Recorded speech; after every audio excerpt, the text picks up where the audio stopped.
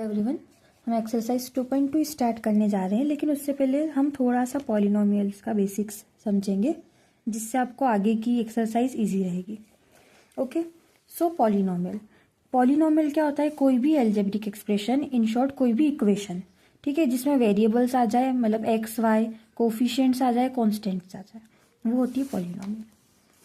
मान लीजिए ये एक इक्वेशन है। अब ऐसी टर्म जिसके साथ कोई भी वेरिएबल नहीं, मतलब कोई एक्स वाई जेड कुछ नहीं है, बस सिंगल टर्म है, तो वो डिजिट होती है कांस्टेंट। देन ये जो एक्स स्क्वायर ये जो है, अब यहाँ पे X Y Z A B C कुछ भी अल्फाबेटिक नंबर हो सकता है, तो ये जो होते हैं अल्फाबेट्स, इन्हें बोलते हैं हम वेरिएबल्स। क्यों बोलते हैं? क्योंकि ये वेरी करते हैं, इनकी डिजिट्स चेंज हो सकती है। सो ये अल्फाबेट्स होते हैं, इन्हें बोलते हैं वेरिएबल्स। और इन अल्फाबेट्स के साथ जो नंबर्स होते हैं, जैसे एक्स स्क्वायर के साथ 5 है, एक्स के साथ 2 है, तो ये 2 और 5 हमारे क्या है? कोफिशिएंट्स है। ओके, डिग्री किसे बोलते हैं? जो हाईएस्ट पावर होती है। इसमें हाईएस्ट पावर क्या है? स्क्वायर। सबसे बड़ी पावर क्या है? स्क्वायर। तो यही इसकी डिग्री होगी। अब लीनियर पॉलिनोमियल जिसमें पावर 1 हो, highest. Quadratic polynomial, highest power अगर स्क्वायर है तो क्वाड्रेटिक, और अगर हाईएस्ट पावर क्यूब है तो cubic polynomial. Zeros of polynomial, अब ये चीज आपके लिए इंपॉर्टेंट है सबसे ज्यादा। जीरोज होते क्या है? ऐसी वैल्यूज जिनको इक्वेशन पे रखने पर उस इक्वेशन की वैल्यू जीरो आ जाए, आंसर जीरो आ जाए, उन वैल्यूज को हम बोलते हैं जीरो। ठीक है, ये दो फॉर्मूलेज आपके लिए बहुत इंपॉर्टेंट है और यही काम आएंगे आगे की एक्सरसाइज में। सम ऑफ जीरोज हम मान लेते हैं अल्फा बीटा। अच्छा, क्वाड्रेटिक पॉलिनोमियल मतलब हाईएस्ट डिग्री स्क्वायर है, तो इसमें जीरोज भी 2 ही होंगे। क्यूबिक पॉलिनोमियल में जीरोज कितने होते हैं? 3। तो हम अभी जो देख रहे हैं ये क्वाड्रेटिक इक्वेशन के लिए है, क्योंकि आपके एग्जाम में क्वाड्रेटिक इक्वेशन ही आएगी।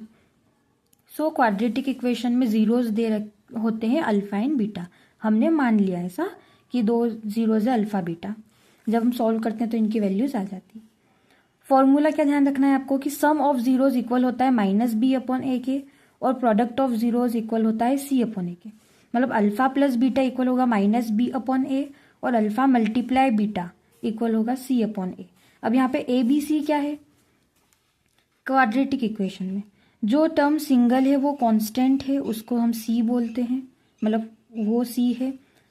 एक्स का कोफिशिएंट, जो एक्स के साथ जो वैल्यू होती है उसे बी, और एक्स स्क्वायर के साथ जो वैल्यू होती है उसे ए।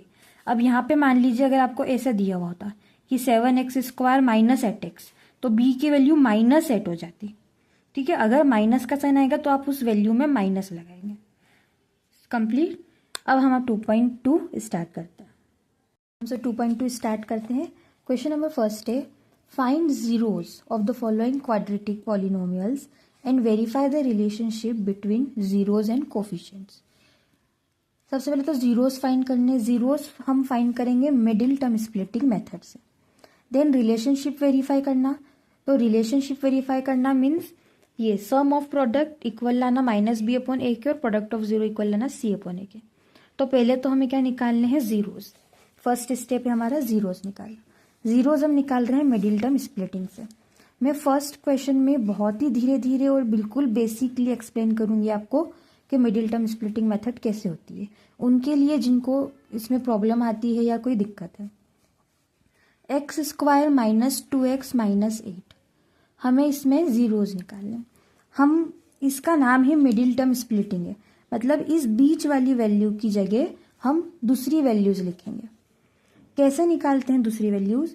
हम देखते हैं कि फर्स्ट नंबर, अच्छा सबसे पहले आप देखेंगे कि इक्वेशन आपकी प्रॉपर जमी हुई होनी चाहिए, मतलब हाईएस्ट पावर, फिर उससे कम पावर, और फिर लास्ट में कांस्टेंट टर्म। तो ये प्रॉपर ऑलरेडी जमी हुई। अब हाईएस्ट पावर का कोफिशिएंट, यहाँ पे कोफिशिएंट कुछ नहीं है तो हम मान सकते हैं कि यहाँ पे क्या है? 1 है। जहाँ कोफिशिएंट कुछ नहीं होता उसका मतलब 1 होता है। तो हाईएस्ट पावर का कोफिशिएंट और कांस्टेंट टर्म 1 और 8, इन दोनों का मल्टीप्लाई। अब यहाँ पे आपको 2 चीज देखनी होती है, एक होता है मल्टीप्लाई और एक होता है प्लस या माइनस। अब देखो फर्स्ट और कांस्टेंट टर्म का मल्टीप्लाई क्या आ रहा है? यहाँ 1 है और यहाँ -8, हमेशा सिंबल साथ में लेकर चलिएगा। 1 और -8 का मल्टीप्लाई करने पे क्या आ रहा है, -8, और बीच में क्या टर्म है, -2, तो -2 जो बीच में टर्म हो, मतलब जो x की कोफिशिएंट है उसे हम प्लस या माइनस के नीचे लिख देंगे। ओके, अब हमें ऐसी 2 डिजिट्स निकालनी है जिनको मल्टीप्लाई करने पे -8 आए और प्लस या माइनस करने पर -2 आए। सिंबल्स का ध्यान रखिएगा। ऐसी 2 डिजिट्स जिनको मल्टीप्लाई करने पर -8 आ जाए और उनको प्लस या माइनस करने पर -2 आ जाए। कैसे चेक करेंगे, हमको 8 चाहिए तो हम क्या डिजिट्स मल्टीप्लाई करके 8 ला सकते हैं। हम 1 का 8 में मल्टीप्लाई करके 8 ला सकते हैं, 2 का मल्टीप्लाई 4 में करके 8 ला सकते हैं, बस इसके अलावा और कोई ऑप्शन नहीं है। अब हम प्लस माइनस चेक कर लेते हैं। क्या 1 और 8 को माइनस करने पे माइनस का 2 आएगा, नॉट पॉसिबल। क्या 2 और 4 को माइनस कर देंगे तो -2 आ जाएगा, ऑफ कोर्स। सो हमने ले लिया ये वाला पेयर 2 और 4। मल्टीप्लाई करने पे -8 चाहिए, प्लस या माइनस करने पे -2 चाहिए। अब देखो, मल्टीप्लाई करने पे -8 कब आएगा, माइनस कब आएगा, जब दोनों में से किसी एक डिजिट में माइनस हो तभी माइनस आएगा। अब कौन से डिजिट में माइनस में लगा है, छोटी में लगा है या बड़े में लगा है, तो हम ये चेक करेंगे प्लस या माइनस से। हमें क्या चाहिए, -2, तो हमें बड़ी डिजिट लेनी पड़ेगी माइनस की, छोटी डिजिट लेनी पड़ेगी प्लस की। प्लस माइनस माइनस हो जाएगा और बड़ी डिजिट का साइन भी आ जाएगा। क्लियर हुआ। तो हमने पेयर ले लिया है -4 और +2। अब हम मिडिल टर्म स्प्लिट करेंगे। पहले वाली टर्म आप एज इट इज लिख दीजिए, x²। मिडिल टर्म की जगह हम ये लेंगे -4x + 2x। अब कोई पूछेगा कि मैम 2x हम आगे लिख दे, -4x पीछे लिख दे, कोई बात नहीं, उससे कोई इश्यू नहीं है। और माइनस का 8, बस आपको सिंबल्स ध्यान रखने हैं प्लस माइनस के। नाउ अब हम इसमें कॉमन निकालेंगे। हम स्टार्टिंग की 2 डिजिट्स में पहले कॉमन निकालेंगे, देन पीछे की 2 डिजिट्स में कॉमन निकालते हैं। अच्छा, इसमें क्या कॉमन है, यहाँ पे x² मतलब 2x है और यहाँ पे 1x है, तो एक तो x कॉमन निकल जाएगा। यहाँ 4 है, यहाँ कुछ भी नहीं है, 1 है, मीन्स कॉमन निकालने के लिए कुछ भी नहीं है, तो बस x कॉमन निकलेगा। अब अगर इसमें से एक x बाहर आ गया तो एक x तो बचा, x² 2x थे, तो एक x को हम अंदर लिख देंगे माइनस। यहाँ से x हमने कॉमन निकाल लिया तो क्या बच गया, 4। ये वाला सॉल्व। अब यहाँ पे क्या सिंबल है, प्लस, तो एज इट इज प्लस को यहाँ लिख दो। यहाँ जो सिंबल है वो यहीं लगाना है आपको। अब इन दोनों में से क्या कॉमन निकल सकता है, x तो निकल नहीं सकता, हमें दिख रहा है ना। यहाँ x है लेकिन यहाँ x नहीं है, कॉमन वही निकलता है जो दोनों डिजिट्स में हो, तो x कॉमन नहीं निकल सकता। अच्छा, यहाँ 2 है, क्या 8 2 से डिवाइडेड हो सकता है, हाँ, तो 2 कॉमन निकल जाएगा। 2 कॉमन निकल गया, क्या बचा, x। ये माइनस का साइन एज इट इज, क्योंकि बाहर प्लस है, प्लस माइनस माइनस आएगा तो हमने माइनस ही लगा दिया। नाउ यहाँ पे 8 है, तो हम 8 नहीं लिखेंगे, 2 हमने कॉमन निकाल लिया है, तो 2 की टेबल में 8 कितनी बार आता है, 4, तो यहाँ लिखेंगे हम 4। क्लियर, आई होप आपको क्लियर हुआ हो। नाउ देखो, x-4 x-4, ये जो 2 ब्रैकेट्स आए हैं ये हमेशा सेम आने चाहिए। अगर आपके ये ब्रैकेट्स अलग आ रहे हैं, इनमें कुछ भी सिंबल भी अगर अलग आ रहा है, मीन्स आपने ऊपर कुछ मिस्टेक करी है। हमेशा ध्यान रखिएगा ये दोनों ब्रैकेट्स सेम आने चाहिए। यहाँ भी x-4 है, यहाँ भी x-4 है, तो हम इसको एक बार लिख देते हैं x-4, और जो बाकी x और ये +2 हम इसको अलग ब्रैकेट में लिख देंगे। नाउ हम क्या करेंगे, x-4 को इक्वल रखेंगे 0 के और x+2 को इक्वल रखेंगे 0 के। मीन्स ये जो दोनों ब्रैकेट्स थे, हम इन दोनों ब्रैकेट्स को अलग अलग 0 के इक्वल रख देंगे। अच्छा, इक्वेशन में स्टार्टिंग से 0 भी चलेगा, है ना, क्योंकि हम जीरोस निकाल रहे हैं, मतलब वैल्यू क्या आनी चाहिए, जीरोस। तो इक्वल्स टू में क्या रहेगा, जीरोस। x-4 इक्वल्स टू 0, ये माइनस का 4 है, उधर जाके प्लस का 4 हो जाएगा, सो x इक्वल्स टू 4। और ये x +2 है, +2 उधर जाके माइनस का 2 हो जाएगा, सो x इक्वल्स टू -2। ये 2 वैल्यू जो आई है यही हमारे जीरोस हैं। एक्स की वैल्यू 4 एंड एक्स की वैल्यू -2। तो ये दो हमारे क्या निकल गए हैं, जीरोज निकल गए। नेक्स्ट हमें क्या करना था, वेरीफाई करनी है रिलेशनशिप। तो दो तरीके से होती है वेरीफाई, आपको दोनों प्रूव करना पड़ेगा।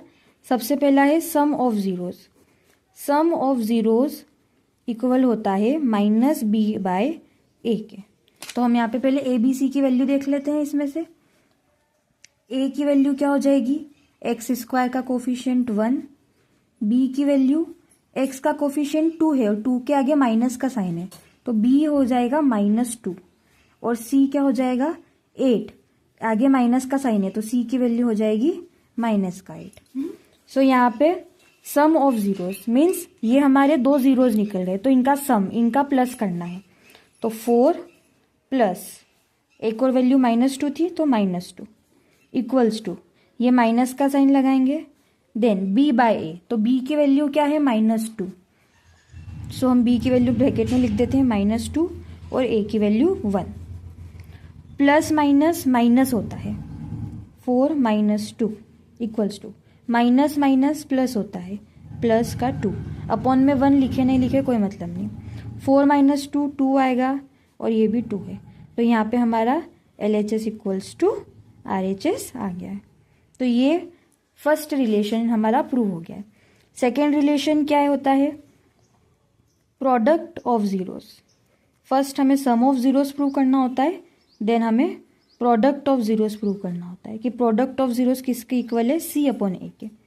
जीरोस क्या आते हैं हमारे 4 एंड -2, सो 4 का मल्टीप्लाई हम करेंगे -2 में इक्वल्स टू, C की वैल्यू क्या थी कांस्टेंट टर्म -8, सो C की जगह हम पुट करेंगे -8 अपॉन में 1।